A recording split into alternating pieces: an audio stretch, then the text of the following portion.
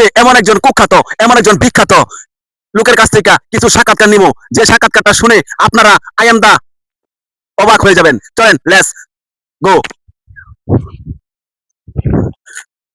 আসসালামু আলাইকুম।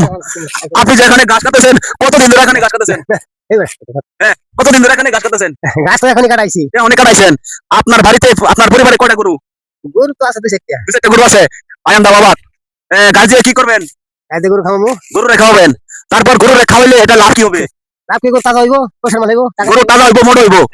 গরু থেকে কি দুধ পাওয়া যায় না? হ্যাঁ দুধ পাওয়া যায়। এই দুধ কোথায় নিয়ে বিক্রি করেন? দুধ তো বিক্রি আছে, কোথা থেকে পাওয়া যায়? নিজেরা কিছু খান না, সব বিক্রি করে দেন? খাওয়া যায়, বিক্রি করা যায়। ও, তাহলে দুধ বিক্রি করেন কিছু, তাই না? আচ্ছা, ঠিক আছে। তাহলে আপনি বর্তমান প্রজন্মের ছেলে মেয়েদেরকে কি বলতে চান? ছেলে মেয়েরা কি বলবো, খালি তা খালি বাড়ি না কাপড় দেয়া। ও, বর্তমান ছেলে মেয়েরা ফাঁসি বানাও রে, খালি সিঙ্গেল বাড়ি বেকাম। আই এম দা অবাক। সবাই সাবধান।